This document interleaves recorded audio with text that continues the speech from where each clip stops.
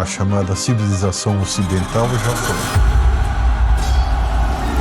A gente chama de educação o que na verdade não é educação. O que eu vejo no cenário intelectual no Brasil é que teve o Olavo, que foi esse fenômeno impressionante que realmente quebrou uma barreira da filosofia.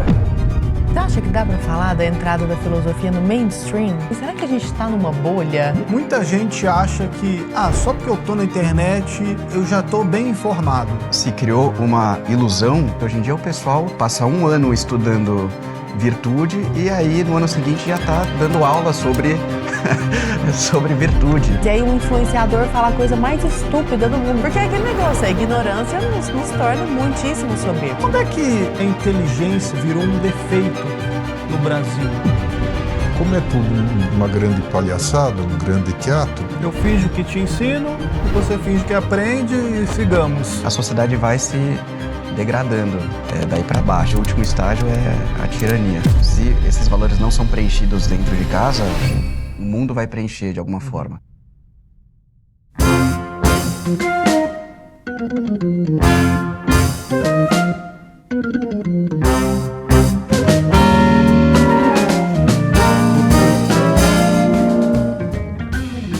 Começa mais um Conversa Paralela, o seu podcast da Brasil Paralelo. Boa noite, meu muito chique amigo Arthur Morrison, todo trabalhado no blazer. Boa noite, querido. Boa noite, Lara Brenner. Que saudade eu tava de você. Toda vez tá com saudade de mim. E Mas é recíproco.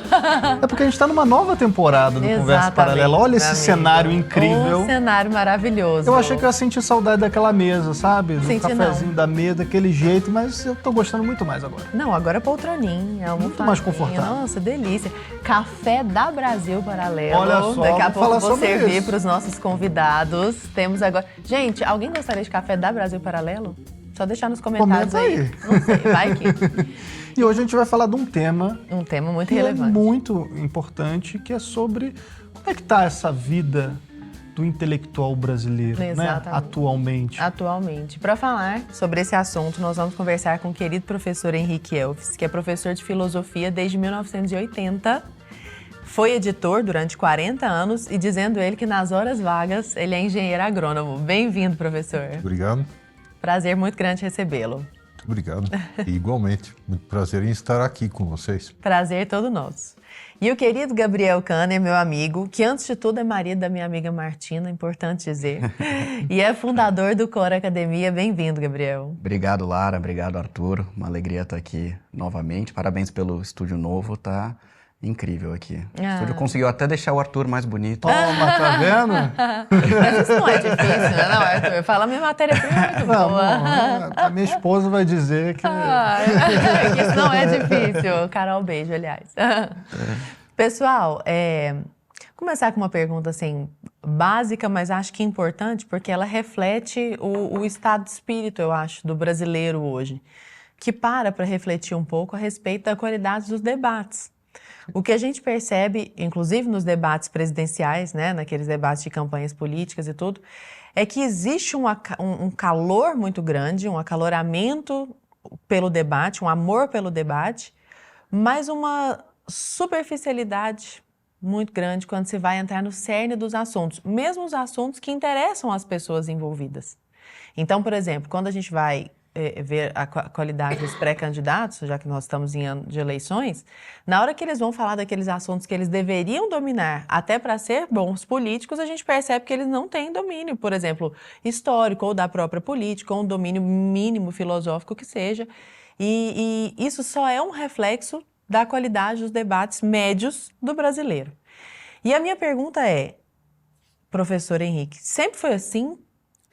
Ou piorou? Como é que o senhor vê? Na verdade, sempre foi muito pior. Então nós estamos no lucro. Estamos no lucro. Estamos numa linha ascendente. Olha só, começamos bem esse programa lá. Eu não estava tão otimista assim. Que maravilha! Basicamente, quer dizer, a minha experiência que você comentou que eu comecei a dar aulas de filosofia em 1980, né? Sim, sim. E fundamentalmente era para, digamos, um curso de 6, 7 aulas, assim, como proposta, dava para dar 2 ou 3, né? E a partir daí o pessoal já perdia o fôlego.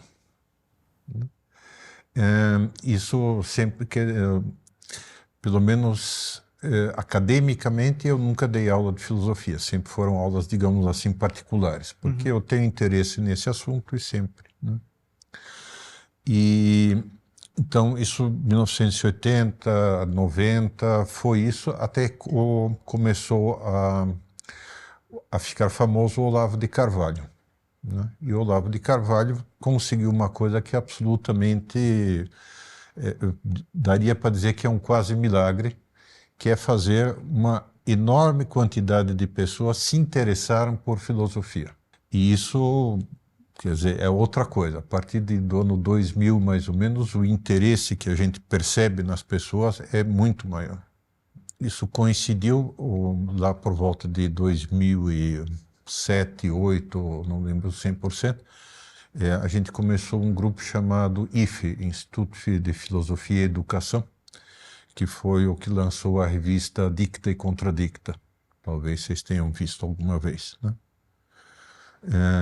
E esse já atraiu um grupo bastante bom, 10, 15 pessoas que regularmente se reuniam todos os sábados durante 2 anos, né, para aprofundar em estudo de filosofia mesmo, propriamente dito.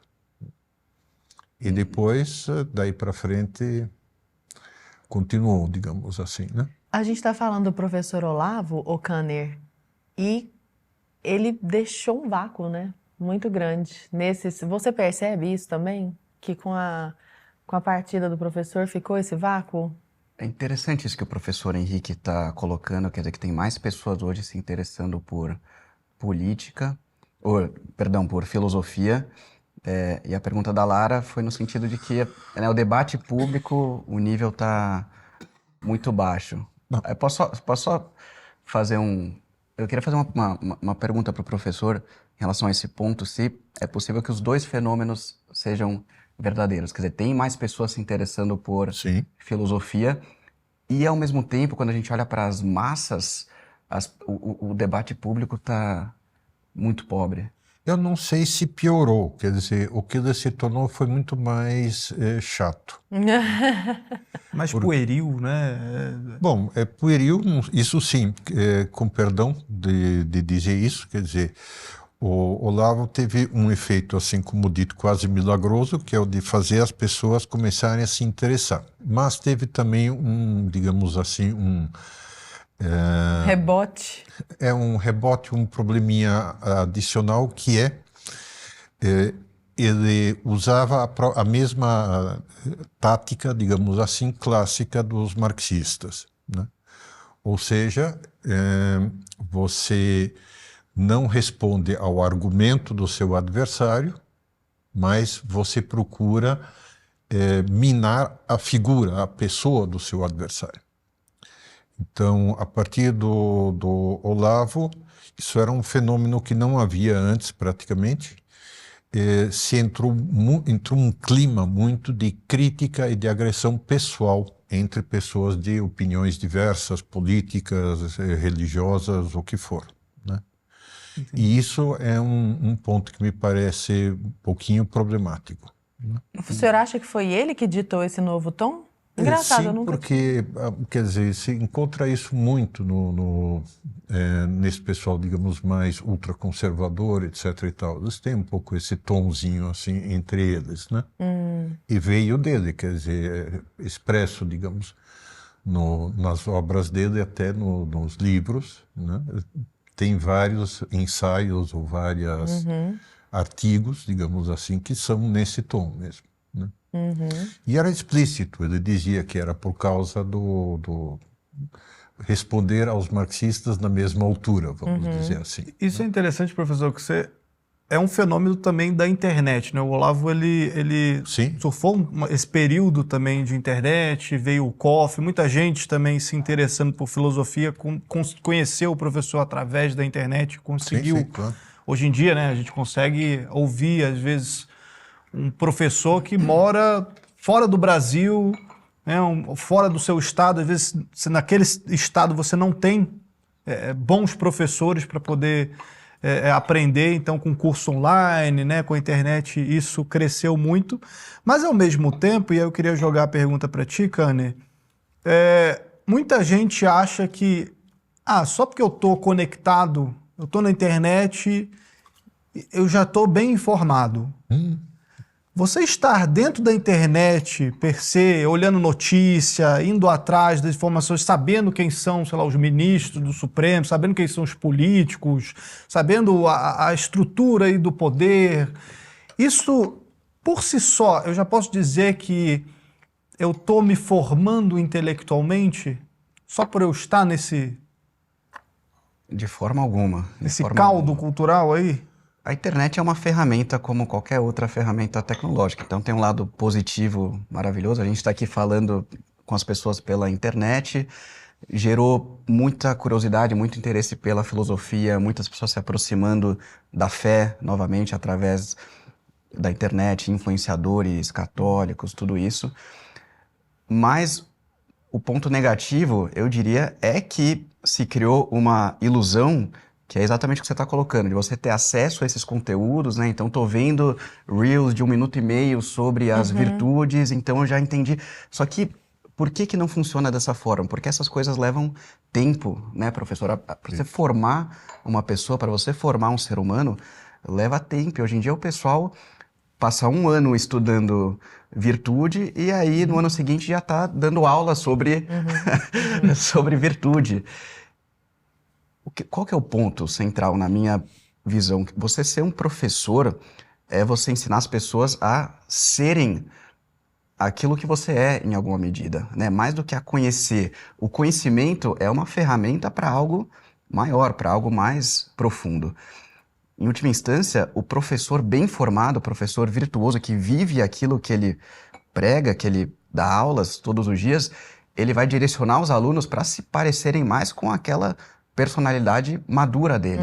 Isso acontece através do convívio, né? Por isso o convívio pessoal é muito importante. Claro que pela internet você vai ter muito conteúdo bom, mas não sei se o professor concorda comigo. Quer dizer, os grandes alunos que o senhor formou ao longo da sua vida, imagino que tiveram bastante convívio pessoal. Sem dúvida, sim.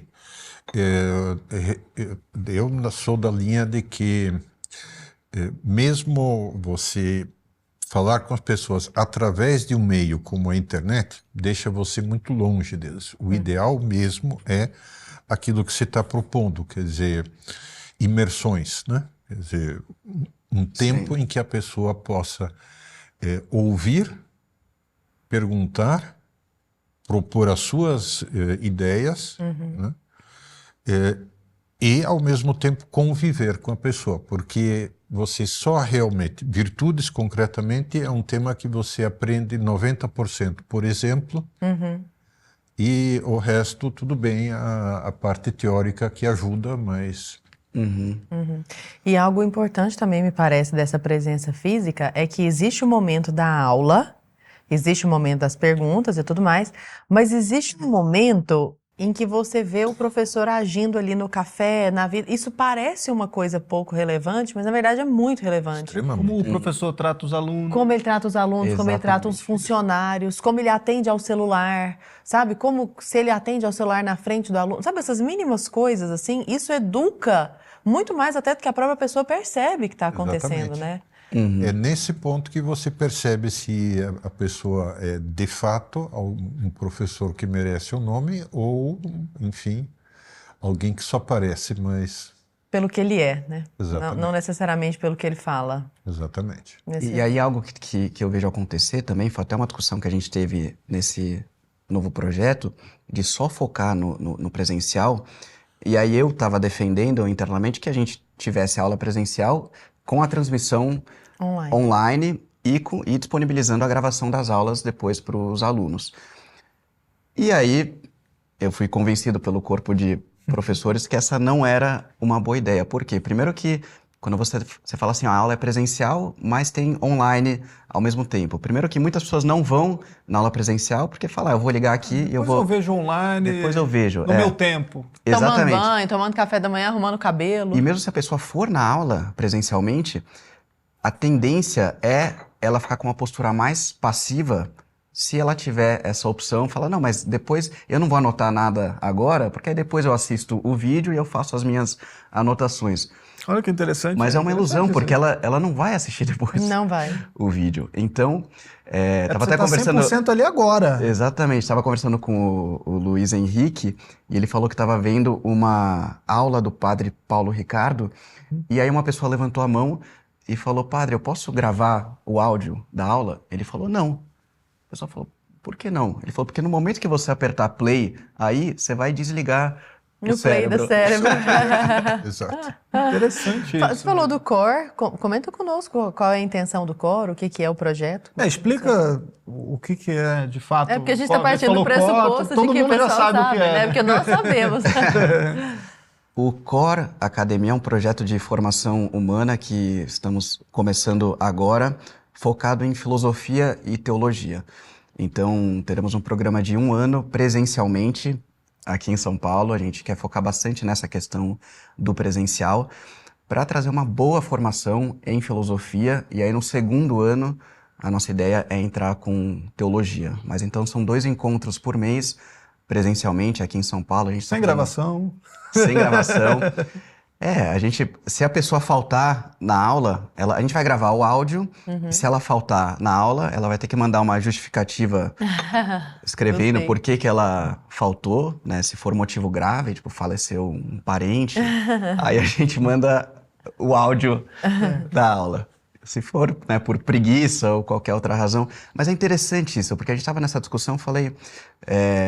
e os professores que estão lá são professores da velha guarda, então batendo muito nessa tecla, não, tem que ter essa cobrança. E eu falei, pô, será que a gente deveria ser tão rígido assim? Mas é interessante porque eu vejo que o ser humano, ele precisa se sentir pelo menos um pouco provocado, né, para entender o compromisso que ele assumiu. E a gente tem a tendência, né, se você tem um caminho mais fácil, né, mesmo que você queira, às vezes a sua tendência é percorrer esse caminho mais fácil. Então a gente decidiu realmente ser um pouco mais rigoroso, e eu acredito que é bom, que os alunos realmente querem isso. Então, nós começamos dessa forma, e a ideia, né, voltando para a primeira pergunta da Lara, o que eu vejo no cenário intelectual no Brasil é que teve o Olavo, que foi esse fenômeno impressionante, que realmente quebrou uma barreira da filosofia entrando no mainstream de uma forma Preparou um terreno. Exatamente. E aí Parênteses, você acha que dá para falar da entrada da filosofia no mainstream? Às vezes eu me pergunto isso, é uma pergunta muito franca. Ou às vezes eu fico assim, será que a gente está numa bolha? Porque a nossa bolha tem essa proximidade muito grande com o professor Olavo e a filosofia dele. Mas será que entrou no mainstream? Sei. É verdade, talvez tenha sido exagerada essa frase. Eu acho que não dá para dizer que entrou no mainstream, até porque as pessoas, acho que o Olavo foi um fenômeno muito grande, mas a quantidade de pessoas que assistiram às aulas do COF... Até porque são 585. Da galera que conhece o Olavo é 3%. E aí pensando no universo do Brasil, não são muitas pessoas. Mas eu diria que ele foi um fenômeno... Isso sem dúvida. Muito forte, a influência dele foi muito forte. E nas últimas décadas, talvez a principal influência intelectual no Brasil tenha sido do Olavo. Sim. E ele faleceu, e hoje eu vejo que se criou esse vácuo. Então tem muita gente boa, o professor Henrique Elfes está aqui, tantos outros professores que dedicaram décadas a isso. Tem muita energia no Brasil, a gente está vendo algo maravilhoso acontecer, as pessoas voltando para a fé, voltando às igrejas, às missas lotadas. Então tem um renascimento católico incrível acontecendo no Brasil. Então tem muita gente boa, muita energia, mas eu vejo que essa energia está dispersa. Não existe um movimento intelectual organizado no Brasil. Isso. Então, a nossa ideia com o CORE, é importante falar sobre o nome também, que CORE quer dizer coração em latim. Então, muito inspirado nessa simbologia de Santo Agostinho, o coração vai ser muito importante para Santo Agostinho, e não tem a ver com o que a gente costuma relacionar ao coração hoje em dia, que tem a ver com sentimento, né, emoções. E para Santo Agostinho, o coração é o centro do querer, o centro do pensar, o centro do agir. É a totalidade da vida interior, que no fundo é o que mais importa na nossa vida, porque a nossa vida interior vai definir o destino da nossa alma, né? Para onde o nosso coração está apontado é o que vai definir a coisa mais importante na nossa vida, né? Que é como eu estou direcionando a minha alma. Então, essa simbologia do coração é fundamental na tradição agostiniana e para todos nós hoje em dia, né? O que a Lara colocou aqui de como o discurso político partidário está vazio, e é porque as pessoas têm um vazio da vida interior, é muita exterioridade, muito barulho e pouca profundidade da vida interior. As pessoas não param mais para meditar, Eu não tenho dúvida que se 100 milhões de brasileiros tivessem uma vida espiritual profunda, meditassem todos os dias, né, meia hora para crescer na vida interior, para se aproximar realmente daquilo que é mais essencial na nossa vida, os problemas políticos talvez... O Brasil seria outro, né? O Brasil seria outro. Então, essa simbologia eu acho muito importante. Por isso escolhemos o nome COR. E a ideia é justamente montar esse núcleo intelectual com muita experiência, com muita maturidade, pessoas que dedicaram suas vidas a isso, a formar outras pessoas, para que a gente tenha um movimento intelectual organizado no Brasil. Eu acho que isso é fundamental e eu acho que é isso que está faltando hoje em dia. Excelente. Posso falar por favor, uma fica à coisinha, vontade. complementar um pouco? Evidentemente, o Gabriel tem razão, no sentido de que os intelectuais, vamos dizer assim, os que se dedicam a estudar filosofia e a dar aula de filosofia, sempre vão ser uma minoria total, né? Mas é importantíssimo que existam essas pessoas. E, quer dizer, ok, o número não é maravilhoso, mas a Academia Atlântico, que o Renato Moraes chegou a fundar com o Ítalo Marcilli, né?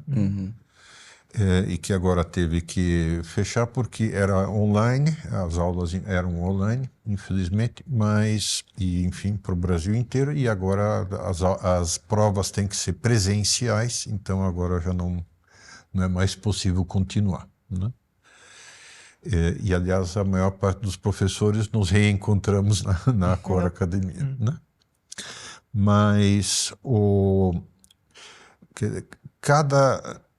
cada trimestre chegava a ter 300 inscrições para fazer o curso de filosofia. Por 3 anos, com prova, com tudo, né? Ou seja, quer dizer, não é nada desprezível. 300 pessoas... Não. Mas olha só que coisa, a Academia Atlântico era a única graduação, vamos dizer assim, para, né, quem tem um alinhamento mínimo conosco no Brasil, né? Eu queria fazer graduação de filosofia, eu ia começar esse ano, me matriculei na Academia Atlântico, e aí agora acho que não vai mais ter, né, professor? Não, foi infelizmente, encerrado. Então, hoje problema das provas, não existe uma graduação decente de filosofia no Brasil. Que Quer coisa. dizer, existem professores muito bons na academia, quer dizer, nas universidades federais e particulares. Existem alguns professores, mas não... Quase todos os departamentos de humanidades em geral estão muito, digamos assim, na onda mais recente, né? Nas ondas mais recentes. Foucault, teoria de gênero, etc. Derrida. Bom, você me corrija se eu estiver errado, professor, porque assim, eu sinto que hoje, antigamente o intelectual, a pessoa que era mais culta, erudita, ela era vista com mais respeito, né?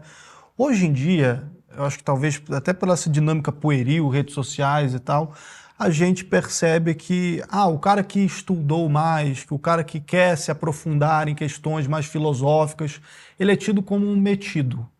Ele não é mais uma pessoa... Não é aquela figura do sábio, do seu avô que você queria tirar a dúvida. Hoje o jovem olha para o avô e fala, é chato, careta. Quando é que mudou-se essa percepção e a inteligência virou esse sinônimo, virou um defeito no Brasil, praticamente? Se você querer buscar sei lá, fazer cursos, buscar ter uma vida mais intelectual, buscar entender mais dos processos, das questões humanas mesmo, da filosofia, conhecer os grandes clássicos? Quando é que isso começou a se tornar um problema? Nós tivemos um período que, assim, grosso modo, corresponde aos governos militares, não foi propriamente causado por eles. Jarbas Passarinho talvez tenha tido alguma mão nisso, em que as escolas foram, sobretudo, foram tecnificadas e muito... Então, esse é um período, além disso, quer dizer, crescentemente, de lá para cá, cada vez se passou a exigir menos dos alunos, né? Então, um aluno, na prática, ele passa de ano automaticamente. Se não, né, se não cometer alguma coisa assim muito absurda, ele passa de ano. Isso faz com que, evidentemente, o aluno médio, especialmente no ensino, como é que chama? Básico, ensino médio e ensino... Fundamental. Né? É fundamental, isso. Que no ensino fundamental, ele já seja educado a produzir resultados. Né? Quer dizer, basicamente, saber não interessa. Eu preciso estudar na véspera da prova para ter o mínimo estritamente necessário para poder passar, né? E depois isso vai, digamos, vai ter o ano do cursinho em que você faz exatamente o mesmo processo para passar no Enem.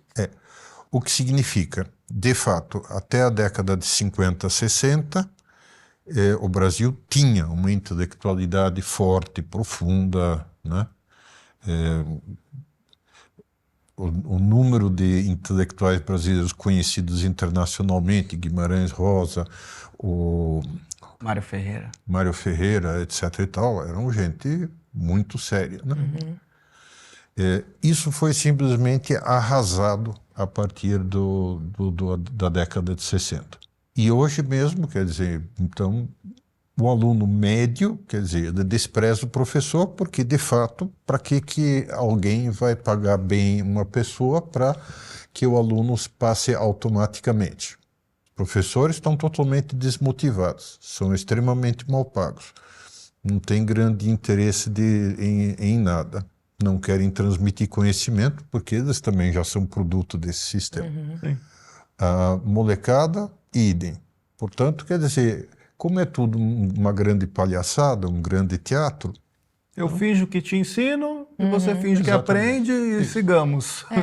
E nesse tecnicismo, que inclusive existe uma falha até mesmo no tecnicismo a que nós nos dispomos chamar de educação, né? Porque vamos combinar que mesmo nas matérias da nossa grade de hoje, existe uma falha imensa. A gente fala que ensina biologia, geografia, história, mas não ensina nada disso. O menino chega sem saber nada, né? Mas nisso a gente deixa de lado uma coisa que eu acho muito bom você falar do core, né? Que é o que de fato é educação. Então, assim, hoje... Fora algumas escolas e alguns centros independentes como o seu, algumas escolas que agora estão reavivando a educação personalizada, educação clássica, graças a Deus, não dá nem para falar em educação no sentido original da palavra, né? No sentido de conduzir para fora o indivíduo, para que ele ocupe um espaço no mundo, tenha uma mínima consciência de si, né? Tenha uma mínima condição de falar em busca de sentido da própria vida e tudo mais. Então, por que eu estou fazendo todo esse preâmbulo? A gente chama de educação o que, na verdade, não é educação, né? E aí eu pergunto para você, Kanner, nesse seu projeto, que claramente tem o intuito de educar as pessoas, o que você chama de educação? Assim, hoje você vê qual é o caminho para que a gente possa falar, agora tem educação no Brasil. As pessoas tentam falar hoje em dia que a educação tem que ser neutra, né? Você não pode passar valores, porque os valores você ensina em casa. Que loucura isso, não né? faz... É o contrário. Mas a educação não é outra coisa a não ser você ensinar valores, né? Como a criança vai se portar, você ensinar moralidade, você ensinar o fim último da vida humana. Qual que é a finalidade do ser humano? Né? Sem responder essa pergunta, não tem como responder o que é educação, porque dependendo da concepção que você tiver da finalidade da vida humana, você vai ter um conceito de educação ou outro, né? Se a finalidade da vida humana for ganhar dinheiro, pô, você vai dar um tipo de educação. Se a finalidade da vida humana for chegar ao céu, isso já é outro tipo de educação, completamente diferente. O que o senhor colocaria sobre esse ponto? Bom, concordo inteiramente, né? Educação, fundamentalmente, eu concebo como você acabou de dizer, e também daquela forma que eu disse, a necessidade de um contato pessoal direto. Quer dizer, aquela história do mestre, do professor respeitado, do avô, né? Eu já estou meio na linha do avô, então... eu nunca fui desrespeitado por nenhum aluno. Sempre recebi essa consideração da parte deles. Sempre recebi perguntas e também encontrei gente que queria aconselhamento, etc. e tal. Então, quer dizer, eu acho que não morreu. Isso não morreu. O que precisaria seria haver pessoas que mereçam isso. Ótimo ponto. Eu ia comentar que, falando em educação, nós aqui também prezamos pela educação das pessoas que estão nos assistindo com bons valores e temos, claro, os melhores professores aqui com cursos. Tem curso seu, inclusive, Lara Brenner. Tem curso mesmo, de gramática. Sobre gramática da língua normativa. Gramática né? normativa da língua. Isso, tá vendo? É isso aí, você que é professora. Exato, é gramática normativa da língua portuguesa. Mais curso de 90, enorme, completo. Mais de 90 cursos aqui na nossa plataforma. Além dos cursos, também a gente tem filmes escolhidos a dedo para todo mundo, né? A gente faz uma curadoria dos filmes, por que assistir aquele filme, uma análise dos filmes. Tem também conteúdo kids para todas as idades. Então, A Crise da Cultura, né? Estou me lembrando aqui que é um livro do Vitor Salles, Vitor A Crise Salles, da Cultura e a Ordem do Amor. que está, inclusive, dentro do nosso Teller. Ah, o livro do Kanner está no Teller. Olha só. Bússola. Conta O pra Teller, nós, explica para o pessoal de cá só o que é o Teller, porque eu estou falando aqui vários nomes e a galera não faz ideia. Não, o Teller é o aplicativo de audiolivros da Brasil Paralelo. A curadoria lá é tão boa quanto a curadoria de filmes dentro da nossa plataforma de streaming. A citar o livro do Vitor Salles, né? A Crise da Cultura e a Ordem do Amor. Nós temos, dentro do que nós estamos falando aqui, a Consolação da Filosofia, de Boécio, várias obras de Santo Agostinho. Eu estava agora ouvindo a Paciência de Santo Agostinho, pensando, meu Senhor, como eu estou longe de Santo Agostinho. Obrigada por iluminar minha ignorância.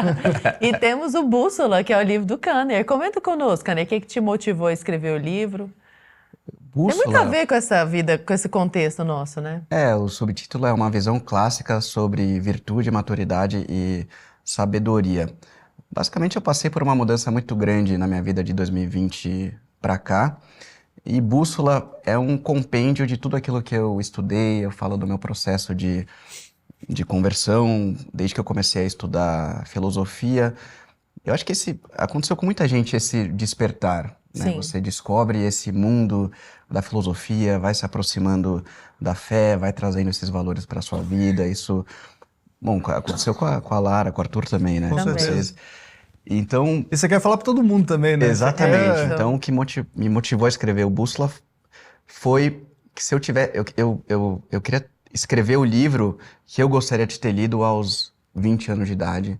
Acho que teria me poupado de alguns erros. Bater cabeça um pouco. Então, pessoal de casa, para vocês conhecerem o Bússola e todos esses outros livros, cursos, filmes, tudo que a BP tem a oferecer, tá aparecendo um QR Code no cantinho da tela, tem o link na descrição e aproveita porque pela primeira vez nesse programa aqui nesse YouTube, você pode assinar a Brasil mensalmente, sem depender de limite do cartão, só para esse programa aqui, clicando no link da descrição ou no QR Code que está aparecendo na tela, você garante a BP mensalmente. Então você não precisa mais fazer aquela assinatura anual, porque o meu cartão às vezes do limite não dá. A gente ouviu vocês, é só assinar aqui mensalmente e você vai ganhar, além disso, 30 dias do Teller, que é esse aplicativo de audiolivros que a gente está comentando. Mas vamos seguir aqui com o nosso papo. Em termos de profundidade de conteúdo, eu acho que não mudou nada. O que me parece é que logo depois que acabaram os governos militares e começou a disputa, tinha gente com muito mais classe no assunto, né? Não como classe política, mas com classe de argumentar, né? Jânio Quadros, Brizola, etc. e tal, todos esses. Não era Jânio Quadros, hoje tem Jean Willis. Por isso, exato. Né? Não podia... Eles ainda eram reflexo do Brasil culto da década de 50, que era, né? Era um país realmente profundo. Né? Mas o senhor não disse que melhorou a qualidade? Melhorou a qualidade média dos intelectuais, digamos, classe média e assemelhados, não propriamente voltados para a política. Uma certa procura, talvez, né? Isso. Agora, falando em política, tem uma pergunta que eu separei aqui, que é com relação a como é que essa falta de filosofia, propriamente dito, né, na cabeça aí dos nossos políticos, líderes, o que isso afeta na tomada, por exemplo, de decisões, na hora de fazer leis para melhorar, né, a vida do povo? O que a falta desse conhecimento histórico, filosófico pode causar? Bom, vou usar uma analogia da República de Platão. Ele fala que no auge da República, quem vão ser as pessoas que vão guiar a sociedade? Vão ser os intelectuais e os sacerdotes, né, que vão direcionar as pessoas para a verdade e direcionar as pessoas para a virtude. E aí as pessoas mandam embora os intelectuais e a sociedade vai se degradando daí para baixo, né? Então, até chegar na democracia, e aí o último estágio é a tirania. Então eu vejo que a relação é total. À medida que você tira... Né, o professor comentou aqui como é importante ter essas pessoas, ter os intelectuais, porque tudo, em última instância, é uma discussão filosófica ou teológica. É isso que vai determinar todas as outras coisas, né? Não tem nenhuma disciplina mais elevada do que a filosofia e a teologia. Então a política, ela depende disso. E as duas apontam para o mesmo lugar. Tem até aquela brincadeira, né, que o filósofo ele quer encontrar a verdade. E aí ele começa a escalar a montanha para chegar na verdade. E é um caminho extremamente árduo e difícil. Ele cai, se machuca, levanta. E aí quando consegue chegar finalmente no cume da montanha, né, para ter esse encontro com a verdade, tá lá o teólogo esperando ele. E ele fala, pô, por que você demorou tanto? Então, só uma brincadeira para dizer que as duas apontam para o mesmo lugar, mas são as duas disciplinas mais elevadas que existem que determinam o funcionamento de todas as coisas. Então, se você não tem isso bem definido na sociedade, esse conjunto de valores, de crenças, porque é isso que gera unidade numa sociedade, né? Quanto mais a gente se aproxima da ordem, mais unidade existe, né? Quanto menos unidade, ou seja, quanto mais fragmentada as coisas existem, mais caóticas elas são. Tudo é assim, né? Esse é o argumento, inclusive, de Sócrates para defender porque existe um único Deus, né? Porque ele fala, a perfeição só pode ser uma. A fonte da perfeição, a fonte do próprio bem, só pode ser uma. Não é possível que a própria perfeição seja fragmentada, né? Porque aquilo que é perfeito é uno. Então não é possível que existam vários deuses, porque não tem como a fonte do bem vir de várias fontes diferentes. Então, à medida que a gente se aproxima da perfeição, a gente se aproxima da unidade. E ele morreu justamente defendendo essa ideia, exatamente. Né? E quando a gente vai se afastando disso, né, as coisas vão ficando mais fragmentadas, elas vão ficando mais imperfeitas. Na sociedade é a mesma coisa. Então, quando existe uma coesão, isso se dá pela filosofia e pela religião, basicamente, a sociedade fica muito mais saudável. A hora que você perde isso, você perde essa cola da sociedade. As coisas ficam fragmentadas, cada pessoa começa a olhar numa direção completamente diferente, as pessoas começam a brigar entre si e as coisas vão ficando cada vez mais caóticas. Então, eu acredito que perdendo essa unidade intelectual, você vai fragmentando cada vez mais a sociedade. E pensando agora assim na nossa civilização ocidental e nos valores que nos mantém, né, nos bons valores que nos mantêm desde sempre, o Mortimer Adler fala de entrar nesse grande diálogo, né, dos grandes autores da nossa história.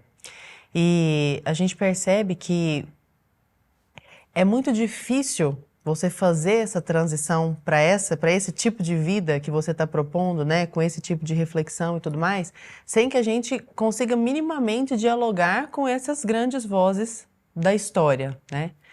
Só que isso não faz parte da nossa formação. Na verdade, muito pelo contrário. Eu me lembro nitidamente de como eu desprezava, e isso não tem tanto tempo, assim, 10 anos, eu tenho 37, quer dizer, eu não era uma cocotinha, eu tinha quase 30. De como eu desprezava a literatura clássica, por exemplo. Eu pensava, por que eu vou ler um negócio de mais de 2000 anos, como a gente disse em outro podcast, se a civilização obviamente é ascendente, se nós estamos sempre melhorando, que é uma visão tão torpe e estúpida, né? Um cara 700 anos atrás, o que São Tomás de Aquino tem pra minha... Ele nem tinha internet naquela época. Exatamente, sabe? O que São Tomás de Aquino tem a me dizer se ele vive num mundo tão diferente do meu, né? Com coisa que o homem não é o mesmo desde sempre, com as mesmas falhas, às vezes a mesma coisa, né? E assim, superar esse tipo de ignorância e reconhecer o valor na verdade, reconhecer a reverência que a gente precisa ter para uma história que vem antes de nós. E filósofos que vêm antes de nós, e pensamentos que vêm antes de nós, até para nós percebermos, por isso que eu gosto muito que o seu podcast se chama Ideias Têm Consequências, até para nós percebermos que nós somos consequências de ideias que foram concebidas antes de nós, e que assim, a nossa vida é guiada por isso tudo. E é muito engraçado que quando nós não conhecemos isso, toda essa história que forjou o que nós somos e o que nós pensamos hoje, né? Nós somos produtos dessa circunstância, nós somos muito mais soberbos para falar sobre isso. Porque é aquele negócio, a ignorância nos torna muitíssimo soberbos. E por que eu estou falando tudo isso? Hoje, o que eu percebo, e eu gostaria muito de saber a percepção de vocês, porque isso é só uma... Assim, agora que eu estou tentando dar forma em contorno, mas é uma impressão assim, meio que difusa. A impressão que eu tenho é que existe tanta gente sequiosa por dar muita opinião e todo mundo tem alguma coisa a dizer e tudo mais, e aí o influenciador fala a coisa mais estúpida do mundo. Você fala, isso aqui mesmo e tudo mais. É tão fácil levar as pessoas com opiniões estúpidas porque as pessoas nem sabem que isso existe, assim, elas se veem como novos Adões e novas Evas, sabe? Nós estamos estreando a história da humanidade porque naturalmente o que nós estamos vivendo aqui é muito melhor, né? Eu não preciso conhecer o que veio antes de nós. E eu queria saber do senhor, assim, essa formação clássica, essa robustez clássica que advém desse tipo de estudo, o valor que de fato tem, sabe? Bom, o valor é absoluto. Né? Absoluto, né? Claro. E, na verdade, quer dizer, um problema que eu penso é as pessoas, digamos, ficam demasiado impressionadas com a ignorância difundida, tudo bem, está extremamente difundida, mas esquecem que as mesmas coisas de sempre continuam funcionando. Portanto, quer dizer, se você dá... todo mundo diz, não, você só pode fazer vídeos de 2,5 minutos ou de 5, porque senão ninguém vai assistir, Nossa, etc. o professor queria tanto, mas é de 30 segundos. 2 minutos, o senhor está muito demorado. 2 minutos você está sendo conservador demais.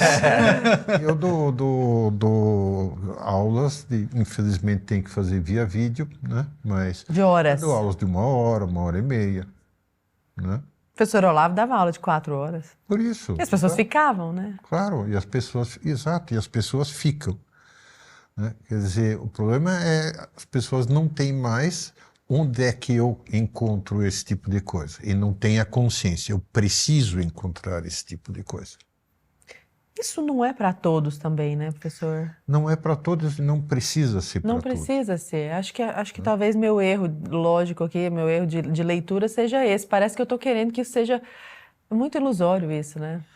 Mas a falta dessa elite intelectual, a gente acaba caindo naquilo que você falou, de você confiar seus valores, sua visão de mundo a esses meros influenciadores digitais. O cara tem vários seguidores, a pessoa disse, agora, a partir de agora é assim, assim, assado. E a gente vê isso, inclusive, na nossa bolha, né, Cânia? Assim, tem pessoas, você comentou assim, o cara acabou de começar a estudar filosofia e aí ele já vai dar aula. Eu me lembro do padre Paulo Ricardo falando, né, sobre São Paulo, Ele falou, cara, São Paulo ficou quieto anos. Estudando com o próprio para Cristo. começar. Não, assim, ó, São Paulo, tá? Não tô nem pegando. São Paulo, apóstolo, ficou anos quieto, parado lá, para depois começar, né, a pregar. E aí tem a pessoa que está recém-convertido agora. Pô, eu sou recém-convertido. Aí o que eu tenho a ensinar? Sabe? É o jejum de opinião do professor Olavo. Comenta um pouquinho disso, Cané. Eu acho que isso acontece muito, porque eu vejo que aconteceu comigo, assim. E eu acho que é natural esse processo, porque quando você se converte, né, você tem aquele encontro muito intenso com a verdade, que você estava, né, com Cristo, que você estava a sua vida inteira esperando por aquilo, sedento por aquilo, você quer falar para todo mundo, né? E aí depois, né, eu vejo que a vida de fé, né, essa caminhada, ela vai ficando mais natural, parece que as coisas vão se assentando, porque vira, né, mais uma parte da sua vida, obviamente muito importante, mas aquele fogo inicial vai ficando um pouco mais sereno, um pouco mais suave. Mas esse tipo de influenciador, né, tá causando alguns problemas. Por exemplo, a questão da abertura à vida, né? Todo mundo começou a falar, um monte de gente falando de abertura à vida, dos casais. Eu já escutei de mais de um sacerdote falando que isso tá dando problema, assim, de pessoas que têm dificuldades financeiras e vão para esse negócio muito extremado de abertura à vida. Então, assim, tem casais com 7, 8 filhos que não têm condições de sustentar aquela família. Isso gera problemas tem muitas mulheres em depressão agora, porque simplesmente não estão conseguindo dar conta do recado. E ignoram a paternidade e maternidade responsável, né? Exatamente, que é a própria doutrina, né? Bom, se tiver motivo grave, né?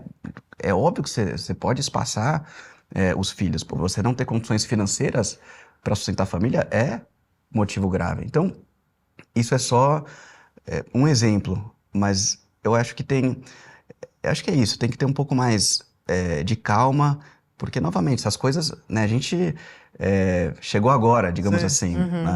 Então, isso leva anos para a gente começar. E eu percebo também que é uma atuação, essa atuação do fogo do começo, sabe? Eu não fiz isso porque o meu marido não deixou. Porque senão eu teria feito. O meu marido, o Fernando, é muito contido. Lá em casa é uma tensão, né? Acho que muitos casais são assim. E ele nunca me deixou sair da casinha, sabe? Mas eu acho que esse começo é aquela frase que o professor Olavo sempre retoma do Goethe, né? Aquele aforismo: contra nada somos mais severos do que contra os erros que cometemos.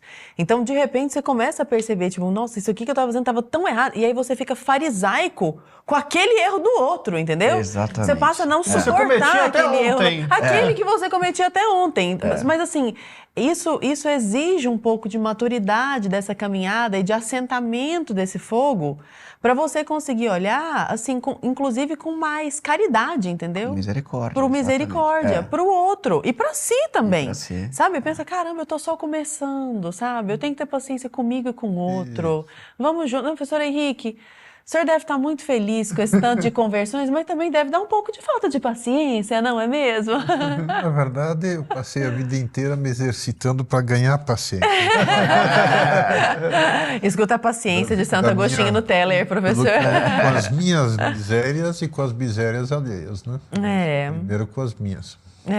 Isso aí. Eu acho que essa fase inicial da conversão, você tem quase que um senso de superioridade. Fala, não, agora eu descobri, agora, né, eu tô num nível acima. E aí, você vai vendo. Acho que é igual o processo político também, né? Sei lá, quando às vezes a pessoa se descobre em determinada posição política ali, quando ela muda radicalmente de lá, nossa, eu era assim, agora eu descobri que não é, na verdade, daquele jeito, é desse jeito que você quer militar, vamos dizer assim. Tem Você ia complementar alguma coisa? Fica à vontade. Eu queria perguntar um pouco sobre essa formação intelectual dos empresários.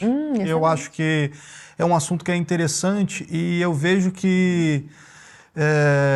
então o Cane tá pedindo mais café, porque ele gostou do café. O café da Brasil Paralelo tá vendo? Tá de parabéns. Mostra aí, Arthur. Aqui, pessoal, você quer ter café da BP na sua casa? Comenta aí que estamos fazendo aqui pela primeira vez um merchan do Café BP. Então, comenta aí se você quer receber o café da BP na sua casa. Você tomaria Café da Brasil Paralelo.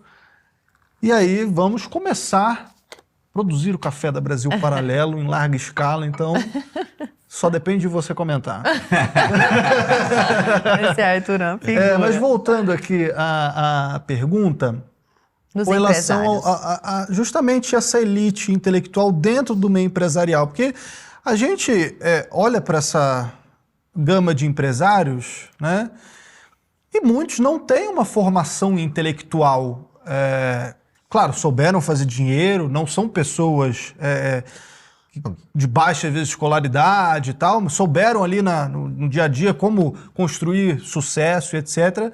Mas falta ainda um lado mais filosófico, um lado mais de antropologia, de entender mais a questão do ser humano, da vida, de teológico também, que a gente estava comentando. Como é que você começou assim, a ver esse ambiente empresarial e qual que é a importância desse ambiente, da formação nesse ambiente empresarial, Kahneman? Bom, o empresário, ele aprende a fazer muita coisa, né? Para fazer a empresa crescer, ele tem que ter um nível de virtude, de coragem, né? De perseverança para fazer o negócio acontecer. Mas eu vejo que muitos têm uma visão materialista, porque a maior parte dos empresários trabalham com aquilo que é material, né? Então vende um produto, vende... enfim, eles estão, de forma geral, muito imersos no mundo material. Então eu vejo que alguns têm dificuldade de se abrir para o mundo imaterial, né? Quando a gente fala de educação, a gente está falando do mundo imaterial, a gente está falando de trabalhar com a alma das pessoas, né? Diferente de você vender um produto físico. Então eu vejo que muitos acabam ficando presos nesse materialismo. Até que aquela passagem famosa do Evangelho, que é mais fácil um camelo passar pela ponta de uma agulha do que um rico entrar no céu, né? Por quê? Porque quando o empresário começa a crescer, começa a ganhar dinheiro, às vezes ele começa a criar a ilusão da autossuficiência. Então agora eu já estou ganhando dinheiro, minha vida eu me basto. Financeiramente está resolvida, né? Eu não preciso de mais nada. E isso é um erro, sem dúvida é um erro. Agora, interessante também, eu vejo muitos empresários que começam a crescer, começam a ganhar dinheiro e depois que chegam nesse estágio, aí eles percebem que tem algo faltando. Fala, tudo bem, financeiramente a minha vida está resolvida, mas não tô feliz. E agora? O sentido da vida não pode ser ganhar dinheiro. E não é porque as pessoas que ganham dinheiro percebem que esse não é o sentido da vida, que precisa de algo a mais. E eu vejo que é o ponto que muitos começam a buscar. Uma formação mais filosófica, mais religiosa. Então, eu diria que o grande desafio com os empresários é primeiro mostrar que existe todo um mundo que muitas vezes não foi introduzido para eles, e não por mal, porque eles estavam focados em fazer a empresa crescer e tudo isso, mas que esse mundo, esse universo da filosofia, do estudo, pode fazer um bem tremendo para a alma deles. E aí quando eles percebem isso, realmente isso aflora de um jeito impressionante, como eu já vi acontecer várias vezes. Inclusive dentro da empresa, né? Inclusive dentro da empresa. Mudanças até estruturais dentro da empresa, porque ele já tem uma outra visão até do próprio ser humano do que não mais uma peça naquela engrenagem empresarial. Vamos dizer. E essas pessoas que têm grande capacidade de influência, um empresário que influencia seu corpo de subordinados, de liderados, ou um político muito bem formado, ou um professor muito bem formado que dê aula numa escola pública, por exemplo, mas que tenha essa noção do que é a educação no sentido que nós estamos falando aqui, isso realmente é capaz de mudar um país, né? Sim, assim, sim. Não é utópico isso, né, professor? Não. Mesmo um país de dimensões continentais como o nosso. Todos os países, né, são relativamente grandes para a sua época, quer dizer... Assim como nós temos um tamanho maior agora, nós temos os meios muito mais, digamos assim, mais rápidos, né? São Tomás tinha que ir de Nápoles para Paris a pé. Eu não sei nem quantos quilômetros são. Quantos são? Não lembro exatamente. Mas muitos. Uns 1.800 mais ou menos. Meu Senhor Jesus, a pé. Eram uns 20 mil dias assim de... Mas não dava para ir a cavalo, meu Deus do céu. Como ele era frade, então não tinha esse luxo de usar Professor, chocada. Então, quer dizer, para ele, 20 dias. Nós, em 20 dias, praticamente passamos de Roraima, visitamos todas as Guianas, a Venezuela, e estamos voltando pela Bolívia, né? É isso. Eu queria fazer uma pergunta, pensando nos pais que estão nos ouvindo, que olham para os seus filhos e falam, cara, eu quero que o meu filho, ele percebe o problema da educação atual, ele percebe que não está bom, e ele sabe que existem pequenos núcleos que estão, assim como o Core Academia ou a Brasil Paralelo, né? Existem esses núcleos que estão preocupados com a formação também dessa juventude, das pessoas, etc.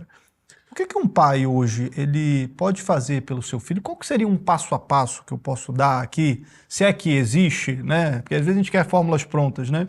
Mas ele vê potencial ali no filho, ele quer que o seu filho seja acima da média, da mediocridade, né, atual. Qual que seria um primeiro passo? Ele precisa ler algum tipo de... Ele tem que entrar em contato com os clássicos, é tirar o celular também do filho, botar ele para fazer algum tipo de curso específico, ele pensar mais sobre essas questões teológicas, ele ter uma certa devoção. O que você diria, Cani? Você que é pai? Bom, meus filhos são pequenos, né? Eu tenho um de 2 anos e meio e um de 10 meses. Então, vou falar da minha experiência pessoal. Eu acho que você tem que dar a base muito forte de fé. Eu acho que isso é importante. Então, comecei ano passado a levar ele à missa todos os domingos. No começo ele ficava inquieto, o maior, e aí ele foi se acostumando. E por que isso é tão importante para mim? Porque eu não tive uma formação religiosa dentro de casa, e eu vi a falta que isso me fez. Eu virei ateu por causa disso, porque se esses valores não são preenchidos dentro de casa, o mundo vai preencher de alguma forma. E eu vejo que isso vai, por exemplo, hoje eu tava na sala e ele tava brincando com o irmão menor ali fora. Aí do nada, o irmão tá começando a engatinhar agora. Aí do nada ele soltou um pedaço de pau que ele tava, foi e empurrou o irmão. Aí na hora eu dei um grito, falei, João Gabriel, vem aqui. E aí ele começou a chorar, aquela coisa toda. Aí enquanto ele tava chorando, eu falei, por que você fez isso? Eu falei, Jesus não gosta, né, quando eu faço isso. Eu falei, Jesus não gosta e o papai não gosta também. E aí ele parou, aí foi pedir desculpas pro irmão. Assim, essa fase, né, que eu vejo, você tem que estar o tempo todo corrigindo, né? Ele vai testando limites, né? Aí você corrige, ele chora e assim vai evoluindo. Mas é um menino muito bom, muito obediente. Eu não sei dizer sobre adolescência. Não cheguei lá ainda. A minha esperança é que dando uma boa base desde agora, desde o início, realmente isso... Porque a grande questão com o adolescente é que antes dessa idade você está vigiando a criança o tempo todo. E aí chega uma época que você percebe que você não vai poder vigiar e aquele jovem ou aquela... jovem vai ter que tomar boas decisões por si próprio. O professor Olavo tem um negócio maravilhoso. Nossa, eu tô falando tanto do professor Olavo aqui, né? Que falta que faz. Mas é porque ele me veio à cabeça várias vezes nesse papo. E ele tem numa das aulas dele, alguém pergunta pra ele, porque ao final das aulas as pessoas ficavam mandando aquelas perguntas, né, do COF. E alguém pergunta assim, como que eu não perco o meu filho pro professor militante, por exemplo? Aí ele fala, muito simples, daquele jeitão dele, né? Seja você muito mais inteligente que o professor. Se você estiver preparado... E aí depois eu fiquei meditando a respeito daquilo. Falei, gente, eu sou mais experiente que o meu filho adolescente. Eu não tenho filho adolescente, mas assim, supondo, né? Nossos filhos têm a mesma idade. Eu sou mais experiente, eu sou mais madura. Eu vivi mais, eu tenho mais jogo de cintura, eu tenho mais conhecimento de mundo. Se eu me formar de forma mais robusta a respeito daquele assunto que está encantando o meu filho de uma outra perspectiva, eu serei mais interessante, uma figura, sabe? Inclusive de autoridade dentro de casa. Dentro de casa. Já é confiável. Exato, mas o negócio é que eu acho que os pais acham que eles não têm nenhuma arma.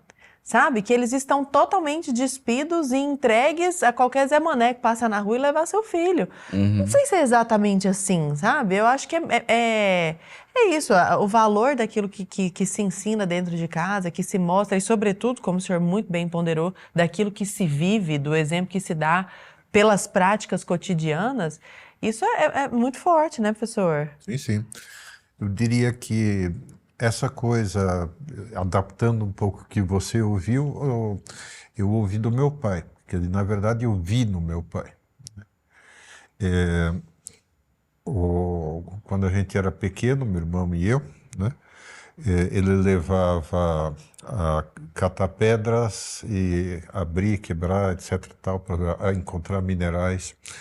Levou para visitar uma mina de ouro desativada perto de Curitiba. Que legal. Levou para uma criação de porcos.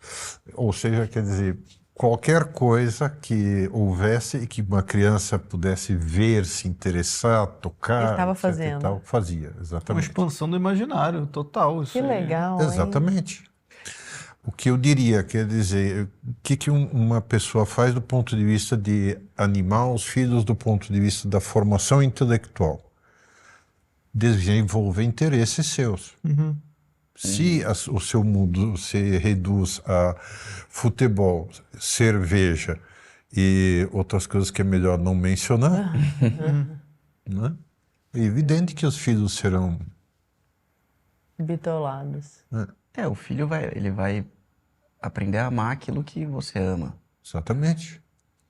Se a pessoa tem interesses, os filhos terão interesses. Ô, Cânia, você ainda acha que esse movimento, que a gente percebe pequenas editoras, né, fazendo belos trabalhos, o trabalho do COR, você ainda acha que está muito cada um por si, ainda é muito pulverizado, ou você já está sentindo por essa a tua experiência também dos últimos anos, lidando com isso, né, conversando também com intelectuais, professores, essa elite que está sendo formada, né, esses empresários.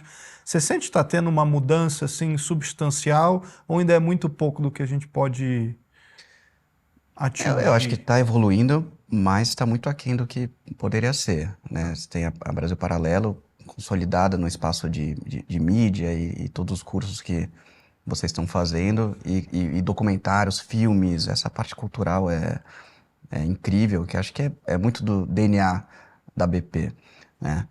E, bom, nós estamos atuando nessa frente, né, com encontros presenciais, formações presenciais, escolas, né, graças a Deus, a Lara até comentou, tá tendo nos últimos anos muitas escolas, né, de educação personalizada. Nossa, dezenas, graças a Deus. Começaram a abrir. Então eu vejo com bons olhos todos esses movimentos que estão acontecendo, mas isso leva muito tempo, leva décadas, né? No COR a gente tem falado que estamos olhando os próximos 50 anos, né? Como é que a gente deixa uma instituição, imagina daqui 50 anos a BP, o que vai estar fazendo, né? Vai substituir a Globo ou... porque se ficar pensando na política do dia a dia, que muda de 4 em 4 anos, você acaba não resolvendo nada. Exatamente. Então, se tivermos essa vertente de mídia bem estabelecida, levando bons valores, a parte intelectual consolidada, né? Eu acredito que a gente começa a, assim, olhando a longo prazo, olhando os próximos 50 anos, eu acredito que muitos frutos bons vão ser gerados. O nosso sonho é deixar para o Brasil uma instituição de ensino séria, com rigor intelectual, com amor à verdade, capaz de mudar os rumos da educação brasileira. Uma mudança cultural, né? Sim. No século XX saiu um monte de livros dizendo a civilização está acabando, a ascensão dos ignorantes e todas essas coisas. A impressão que dá é que mais ou menos já acabou para todos. E não só no Brasil, né? No mundo inteiro, né?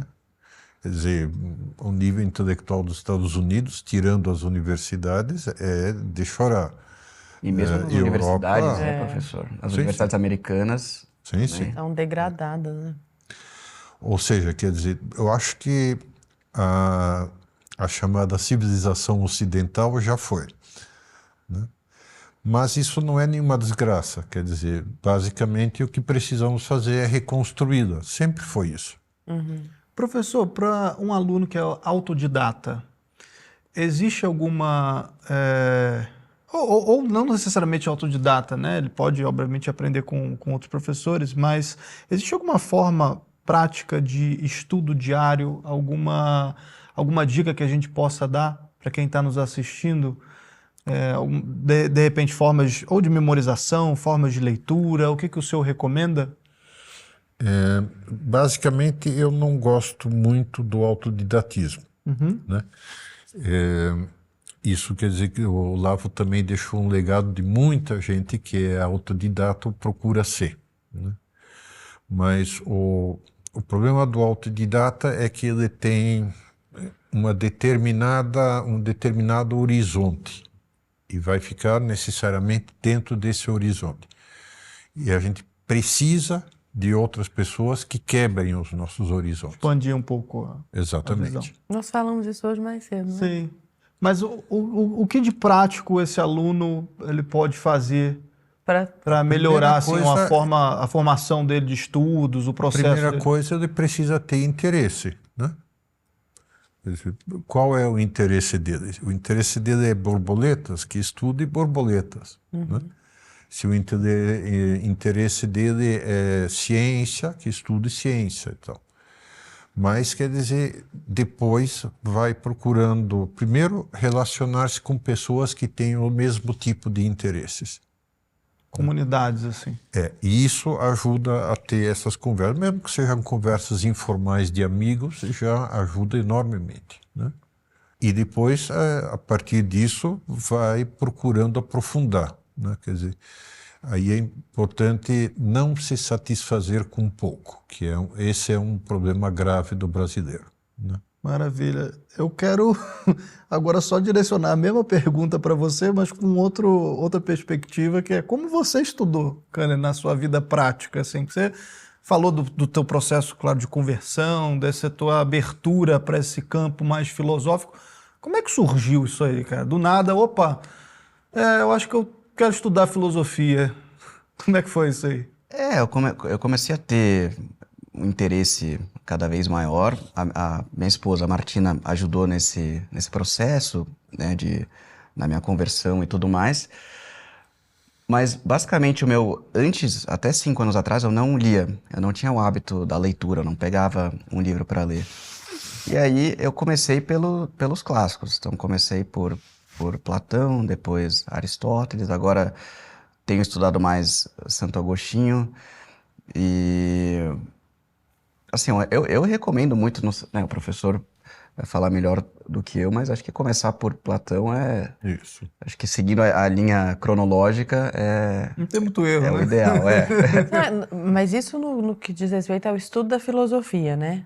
Mas antes não vale a pena dar uma povoada do imaginário com romances, assim, sim, com literatura, né? O Olavo recomendava isso, né? Começar com literatura. Eu ia citar, mas eu falei, não vou citar mais uma vez. Mas nesse sentido, digamos, também eu acho que só a autoeducação livresca não é muito boa. Vale a pena fazer as duas coisas. Quer dizer, contato com a realidade e a leitura que te ajuda a interpretar e a entender a realidade. Bom, vou aproveitar e fazer um gancho aqui. Você não vai acreditar que eu vou fazer isso. O quê? Mas já que o professor disse que ser autodidata não é o melhor caminho, eu vou convidar todo mundo a assistir com os nossos professores aqui do Brasil. Você não sabia que eu ia falar disso, entendeu? Mas eu tenho que lembrar que você pode assinar a Brasil Paralelo mensalmente e garantir mais de 90 cursos, Lara Brenner. É isso aí. Não, e sem comprometer o limite do seu cartão. Com certeza. Não é mesmo? É a melhor opção. E é só para quem está no YouTube. Inclusive, né, você vai ter toda uma gama de várias áreas do conhecimento. Então, assim como o professor falou, não tem curso de borboletas, tá, pessoal? Pode pensar nisso. Mas tem curso sobre a vida dos santos, né, sobre a vida de Cristo. Tem curso da área de biomédica, né, biomedicina, cursos de história, filosofia, geografia, filosofia, curso de literatura, política, ciência política. Exato. Então, tem até curso de português com Lara Brenner. Tem. Até porque? Não falei, não foi depreciativamente. Bom. Não, quem gosta de português vai assistir curso curso de português com a Lara Brani. Quem não gosta que precisa assistir, quem tem que assistir, 40, tem que vai assistir. passar a gostar. Com certeza. E, além disso, né, a gente já falou aqui, filmes, tem o Teller, que é o nosso aplicativo de audiolivros, né, que é muito importante também para ajudar nessa formação, principalmente dos jovens, né? Então, em vez de botar tela para os filhos, né, que a gente fala tanto aqui do perigo das telas, principalmente das crianças, pô, bota um conto, Exato. né, um conto de Machado de Assis, Do nosso clubinho literário. clubinho literário, vários contos que você vai botando aos pouquinhos, meia horinha ali, antes de dormir, ele vai passando pelos capítulos, tem audionovels também dentro do app do Teller, que vai contando de forma lúdica, então você tem a Revolução dos Bichos, do George Orwell, contado todo de forma lúdica para as crianças, é muito interessante e traz muitos ensinamentos, são livros clássicos selecionados a dedo, você assinando, você já garante 30 dias do Teller, então assina aí. Você está falando disso, dentro da nossa curadoria tem o filme da vida de Thomas More. Esse filme Que é incrível. muito O legal. Homem que não perdeu sua alma. vendeu Um sua homem que não alma. O Homem que não vendeu vendeu sua sua alma. alma. É. Esse filme é maravilhoso. Que não comprou, não quis comprar a briga. Com o Henrique VIII. Exato. Né? Porque Não, Não, comprou a briga briga. com o Henrique Sim. VIII, mas não queria comprar a briga para anulação do casamento. Ele não quis defender a Isso, que o anulação Henrique do VIII casamento. queria se casar com Ana Bolena. Ana Bolena, exatamente. Aquele filme é fantástico. E engraçado, até falando, outro gênero que eu acho que vale muito a pena conhecer são as biografias, né? Sem dúvida. Porque aí você vê uma pessoa real tomando decisões reais com base em circunstâncias reais. E aí você percebe, pô, então essas virtudes abstratas, né? Coragem, fortaleza, temperança, puxa, elas existem na concretude, né? Como que isso se concretiza? Eu acho muito bacana conhecer a vida das pessoas, né? Queridos, e já nos encaminhando aqui para o final desse papo tão gostoso, se vocês tivessem que indicar um livro e um hábito para o desenvolvimento de uma boa vida, né? Boa vida no sentido agostiniano ali, da vida boa, sabe? O que vocês indicariam para as pessoas que estão querendo se melhorar, querendo trilhar um bom caminho, querendo estudar mais, entender melhor esses assuntos todos a respeito dos quais nós falamos aqui hoje? Um livro e um hábito para mudar agora e para ler agora. O que o senhor sugeriria? Confissões de Santo Agostinho. Correndo o risco de ser repetitivo. Oh, e provando... não, agora ele vai ter que pensar em outra coisa. Se era esse, vai ter que pensar em outro. E um hábito, professor? E um hábito, ordem. Ótimo. Ordem material, começa com ordem material, depois horário, depois acostumar-se a seguir o horário, porque se facilita a vida das pessoas que vivem com você e que dependem de você, e também a sua própria vida, né? Porque você começa a perceber que dá para pôr muito mais coisa no seu dia do que aquilo que você daquilo que você já faz. E, sobretudo, se você tem a ordem mesmo, propriamente dita, você está tranquilo porque sabe quando vai poder fazer aquela coisa que, evidentemente, há falhas, evidentemente, há dificuldades. Mas é uma baita virtude, né, para tentar. Você tá louco. Tô aqui pensando, difícil. Deus, escutei. Obrigada por passar esse recado de novo. Santo Agostinho ali, a ordem não chegou lá ainda, tanto. Santo Agostinho... Nossa, mas eu tô... enfim, difícil demais organizar a agenda, organizar a vida. Por favor, Kanner. A notícia boa é que não fica mais fácil, né? Você vai... Que beleza, hein? E depois dos filhos, cada filho vai deixando o negócio mais complexo. Eu vi uma frase uma vez que fala que você ser adulto é ficar falando, semana que vem as coisas vão acalmar até o final da vida. E, bom, eu pensei em confissões, mas eu vou recomendar um livro chamado Imitação de Cristo. Esse livro é muito bom. Esse livro é maravilhoso. Maravilhoso para meditar, né? Ler ele com calma. falar dele pela primeira vez foi o Pedro Augusto. Ele fala bastante desse livro. Esse livro é fantástico. Tem um pequenininho com a capa laranja do Thomas Kempis. E um hábito, eu diria, ir à missa todo domingo, mesmo que você não entenda no começo o que está acontecendo, só começa aí. Aproximar da fé. Exatamente. Muda muita coisa, né? E se for possível também, né, buscar um sacerdote bem formado e bem intencionado, né? Como faz diferença quando essa pessoa entra na nossa vida. Sim. Né?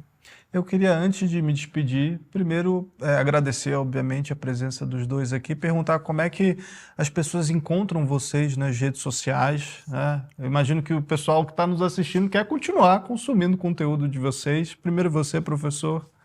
Tem um canal no YouTube e também tenho, não sei como é que chama esse negócio, no WhatsApp, no Instagram. Mas é o seu nome lá, Henrique Elfes. Sim, exatamente. Pelo meu nome dá para achar fácil. Com certeza. Ótimo. Muito obrigado. E você, Kanner? Eu tô no Instagram, @GabrielKanner, com K e 2 N's. E tem o perfil do COR também, @cor.academia. Queridos, muito obrigada pela presença. Espero nos encontrarmos em breve. Prazer. Muito obrigada mais uma vez, meu amigo. É sempre um prazer, Lara.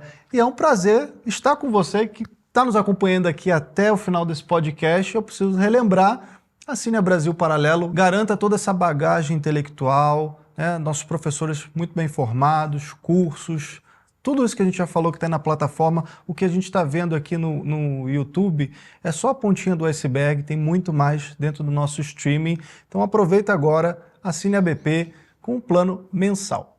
É isso. Muito obrigada. E para você, até a próxima.